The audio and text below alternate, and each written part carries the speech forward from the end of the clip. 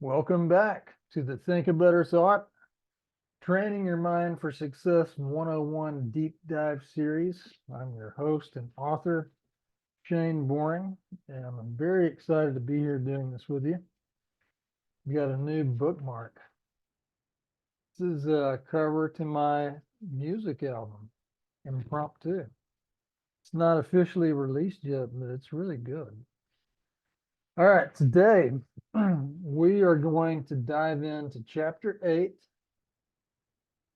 Recognize Success. So this is Chapter 8, but this is our 7th video.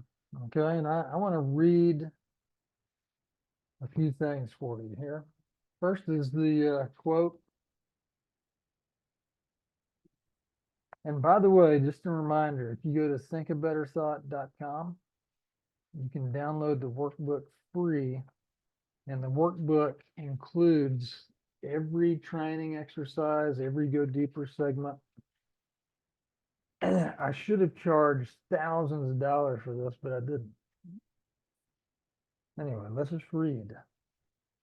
Success is not a matter of mastering subtle, sophisticated theory, but rather of embracing common sense with uncommon levels of discipline and persistence. This was Patrick Lencioni. Great quote. And how true. Common sense with uncommon discipline and persistence.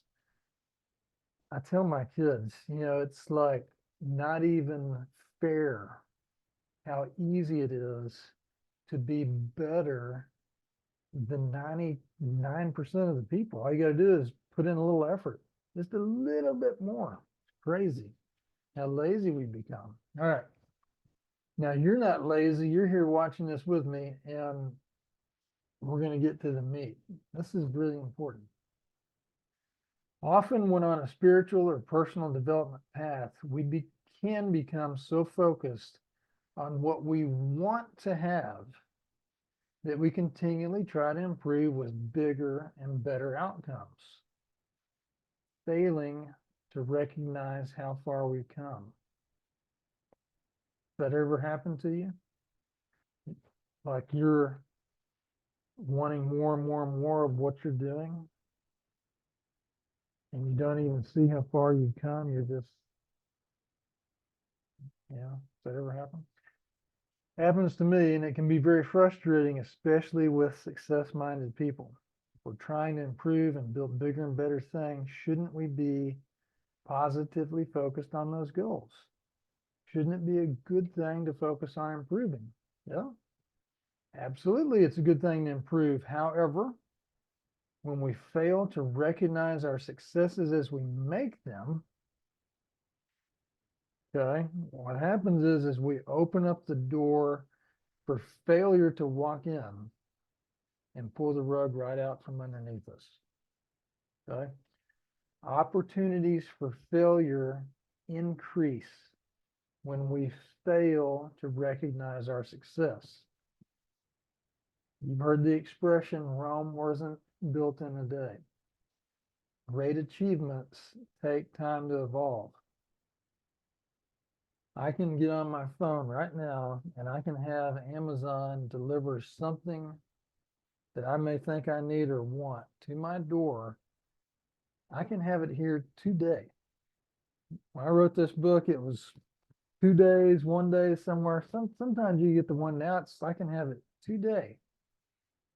Okay, so our culture of immediate gratification has the potential to hold each and every one of us a prisoner, able to set goals, but never achieve them because what we do is we expect our goals to evolve with the same speed as online shopping.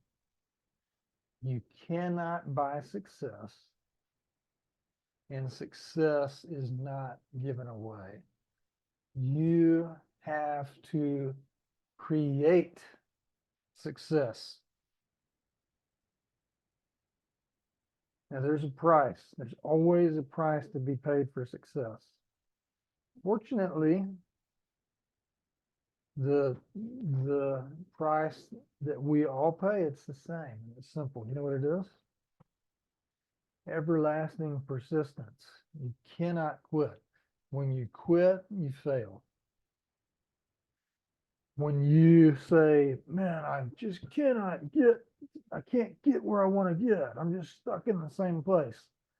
Well, at that point, you might need to turn around and say, dang, man, really, well, way back there, I didn't even know what I wanted to do. And then I figured it out. That was a major success in my life, figuring it out. And then I started doing this thing and I wasn't good at it, but I got a little better. And then I met somebody that taught me this, and go back and look at all the success that had to happen to get you where you are now. Sometimes, you know, a little rewinding is beneficial. If you're focused on success, sometimes you need to remind yourself that you are successful. You have been. Recognize every success as a building block to getting you where you want to be, whether that's great or small in your life. You can think of, like I say here, think of each success like a Lego block. I do it every video. Think of each success like a Lego block. You start with one, but when you add another, the size of the total object grows. Each piece added changes the shape and mass of the object. If you're building a castle, you cannot add the finishing flag without the tower underneath it, right? You cannot have a tower without a great foundation. You got to look at your success like that, okay? Everything you do can be made into a successful act. So let's take that castle. Maybe you looking at a foundation, you're like, oh, that's an ugly ass slab of concrete. Big deal. If you don't have that though, you can't do the next thing, which is build the tower.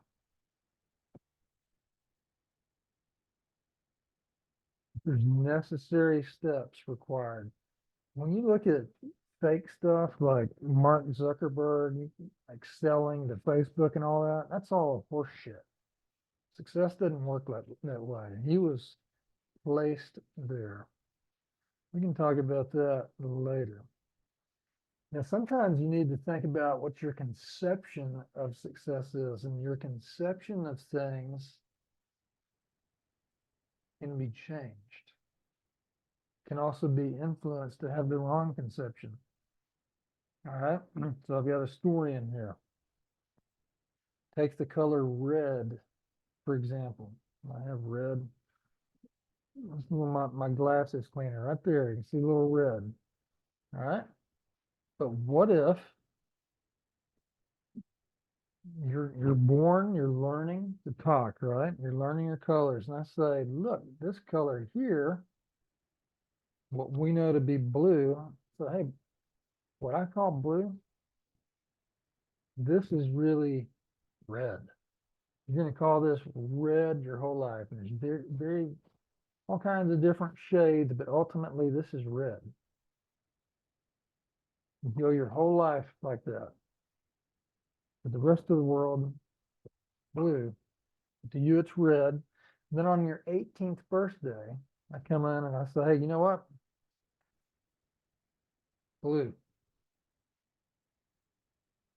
You're going to look at me and go, no, red. It's been red my whole life. Yeah, no, it's really blue. You need to change your conception.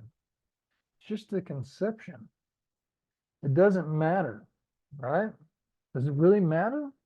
If it's red or blue, what we're calling it? Maybe in certain situations, but if it's just the color on this label, it doesn't really matter.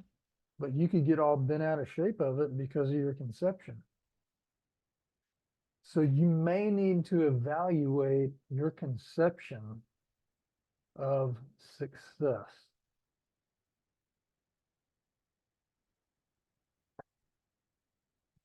Today, everything that I do is successful. And I'm going to tell you how to do that here in just a minute. Now, I've talked about some setbacks that I've had before.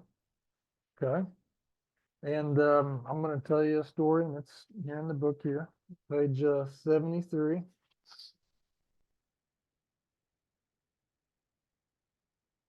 Yeah, I've had an advertising company that just turned 18 years old. And by the way, I just turned 52. My birthday was yesterday. I did not record a video. I took the day off. But a few years ago, with our advertising agency, maybe about 10 years ago, um, we lost $1 million account. And it was pretty devastating because that $1 million account caused us to make some um, staffing changes. We added staff, we added equipment, we added all this stuff, and then gone. And it took us about a year to recover from that loss.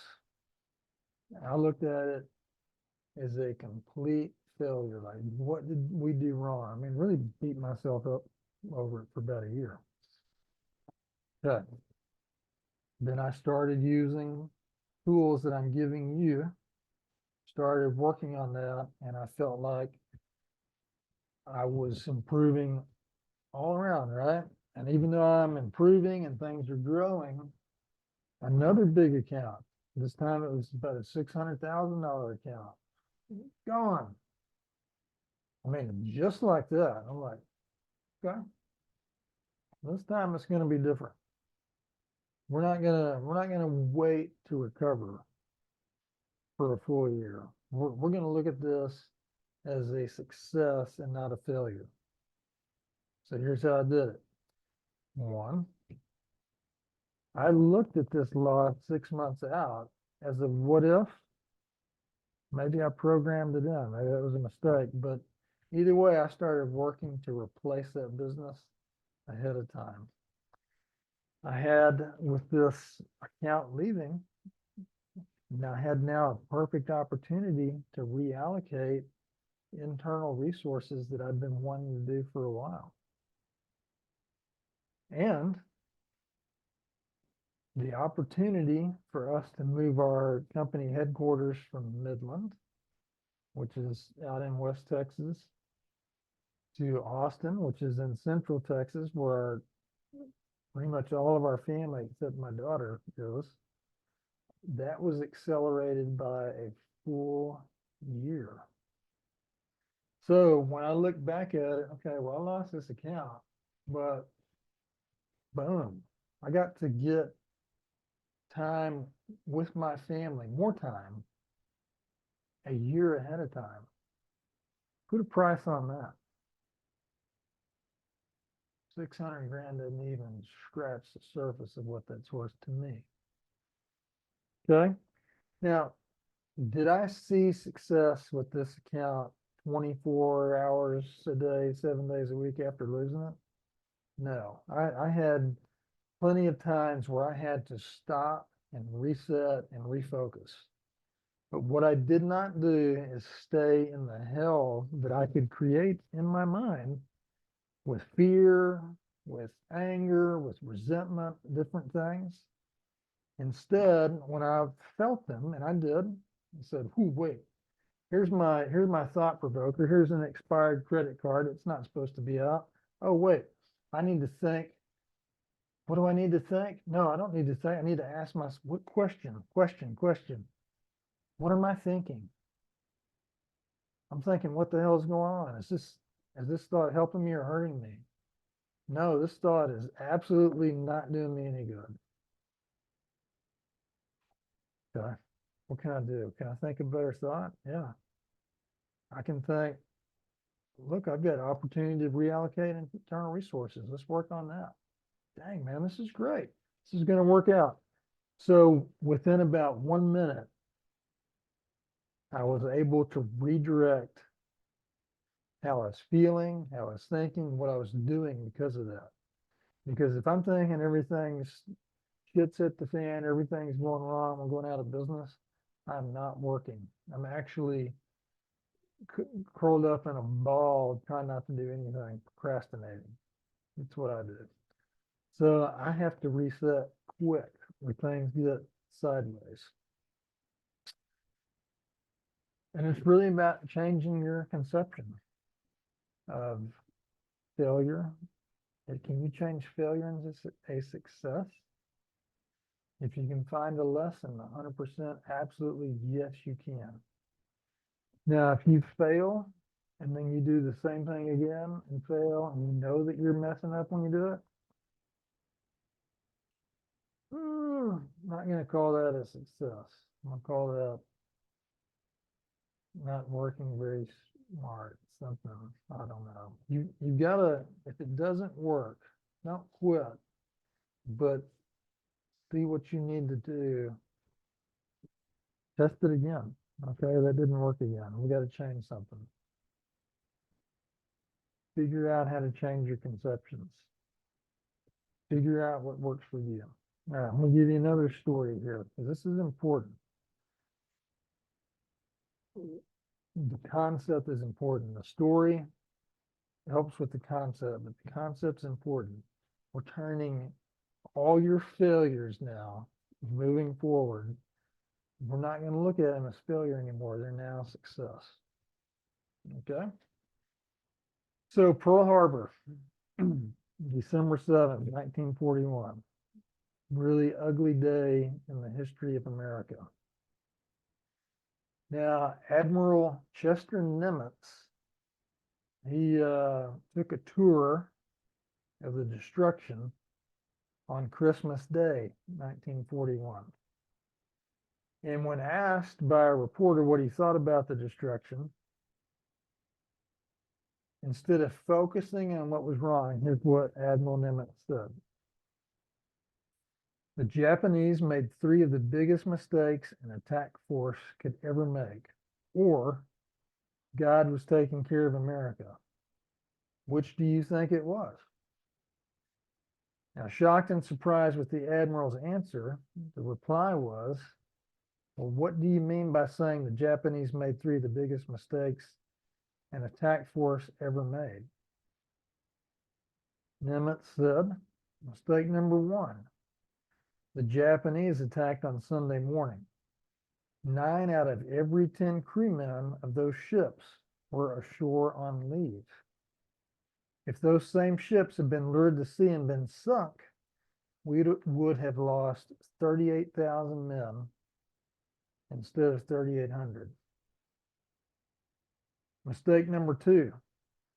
When the Japanese saw all those battleships lined in a row, they got so carried away sinking those battleships, they never once bombed our dry docks opposite those ships. If they had destroyed our dry docks, we would have had to tow every one of those ships back to America to be repaired. As it is now, the ships are in shallow water and can be raised. One tug can pull them over to the dry docks, and we can have them repaired and at sea by the time we could have had them towed to America. And I already have crews ashore anxious to man those ships. Mistake number 3. Every drop of fuel in the Pacific theater of war is on top of ground storage tanks 5 miles away over that hill. One attack plane could have strafed those tanks and destroyed our fuel supply. That's why I say the Japanese made 3 of the biggest mistakes an attack force could ever make, or God was taking care of America. So even though America had just gone through this horrific tragedy, Admiral Nimitz is looking at it as, whew, boom, we didn't lose 38,000 men. We can repair our ships fast, and we've got all our fuel, baby. Let's go. I've got motivated people. So he turned that horrific day into a success, even though there's still tragedy all around, okay? So this is where a major tool really comes into play. What was Admiral Nimitz showing? He was showing gratitude for what he had currently at his disposal and his possession. Can you find a way to be grateful for everything in your life? Even finding ways to turn current disappointments into grateful opportunities. That's really one of the big secrets right there, is turning disappointment into gratitude. And here we're at our chapter summary. So in nature, the law of survival of the fittest rules. The strongest survive and the weak are consumed. Humans, we don't hunt each other physically. We hunt each other financially. We view the world with the ones having the most money ruling over all. Keeping up with the Joneses, I would argue, is a bad habit. When we focus our attention on what everyone else has, we take our attention away from our blessings. This creates a failure mentality because all you're looking at is what you don't have. And because all you're thinking about is what you don't have, you continue to experience more of not having what you're asking for. Okay? Let's dig into our training exercise. What are you grateful for? What are you truly, truly grateful for? I want you to make a list where you are physically, with your hand and a pen and paper, writing down what you're grateful for. Got mine right here in this book. I use a pencil. It's because my wife gave me some cool pencils, but I also use pens. You can use whatever you want, okay? But the physicality of it all really accelerates this, okay? So make a list where you physically write it down, what you appreciate, what you're grateful for, and then every day, read your list out loud. Read it in the mirror, however you want, okay? By reading it out loud, you can feel your gratitude more intensely. And by spending maybe 15 seconds, right, thinking about each one, you're propelling yourself forward with more positive thought, all right? So if you have children, you can think of it, man, I'm grateful for my kids being in my life, and wherever it is, spend a few minutes, how they're developing, what they're achieving in life, how they're growing, what they're learning, how they're creating a family, whatever it may be. Feel it. Feel the love. Several pages in Think a Better Thought, okay, the back of the book are there for you also. So if you have a copy of this book with you, hey, start writing in it. Nothing better than a really worked over book. You know, that means you dug into it. Again, you can take your phone, you can take your computer, you can write it down, you can put it in a spreadsheet. That's great. You can read it every day, it's going to be great. But if you physically write it down, it's going to be like going from 10 miles an hour to 1,000 miles an hour. Write it down. So, now let's go a little deeper here. Lots of stories today. Now here's a really good example. Let's say, twice. When I speak in groups too, I love bringing people up on stage and actually acting this out. So let's say you buy a present for a friend on their birthday. You have the absolute best intentions of them really enjoying this present. You have it wrapped and you take it to their birthday party. So excited to see their surprise when your present is opened in front of everyone. Friend's got it and your friend opens it, and as the paper is torn away, you just can't wait for their reaction, right? However, instead of being grateful and excited when the present is open, your friend looks up and says, "Oh, I thought you'd give me something nicer." Oh well, your happy emotion of giving now feels like a punch in the gut. Now put yourself in your friend's shoes, except look at everything life presents to you as presents that you're given. Okay. Can you feel grateful for them, or do you feel like you've been shortened a little bit?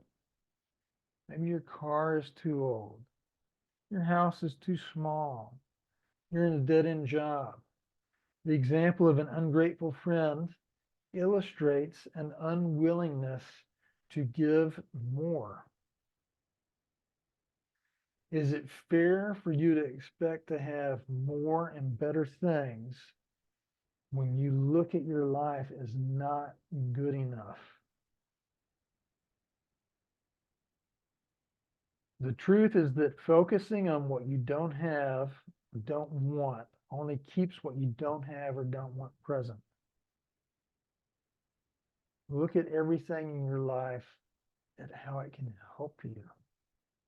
See how negative experiences have taught you valuable lessons. Be thankful for the relationships, good and bad, in your life and what they teach you. Be thankful for what you have and ask yourself what you can do to make them even better. Let's say you don't have everything you want right now. That seems to be going on a lot because it's been a rough few years. Inflation skyrocketing, incomes dropping, jobs are going away. So how do you find the success in that? You're gonna have to dig deep, and it's not gonna be easy. I'm not here to tell you that this is easy. Consciously thinking,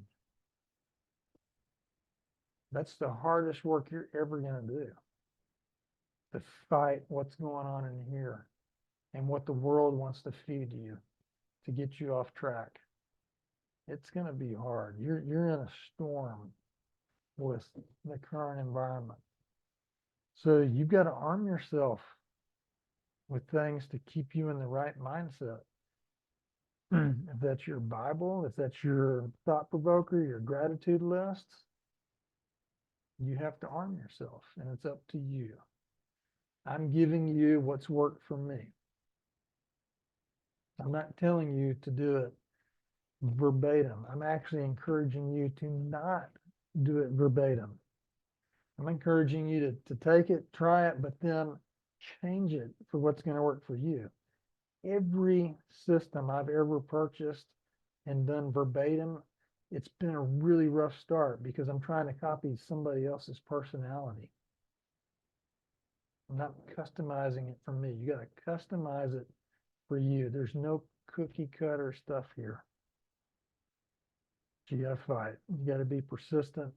You got to have uncommon discipline and uncommon persistence for your common sense that is telling you this is the right way to do things, that the common sense that's telling you, yeah, I should ask myself, what am I thinking, and if it's helping me or hurting me. You're going to have to use uncommon persistence and discipline to fight through this. Remember the NASA goggles story? 30 days. Can you do it? Do you want to do it with me? Do you want to start right now and see how your life is in 30 days? You willing to share that with everybody? Hope so. Anyway, it's been fun. It's been highly successful. Highly successful. And it's so successful, I've even began to form the habit of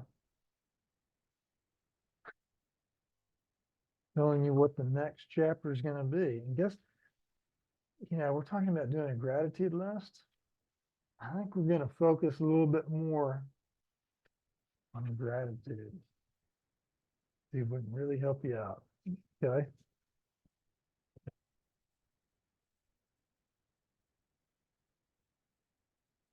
Everything's a success. Make it a success right now. Think a better thought.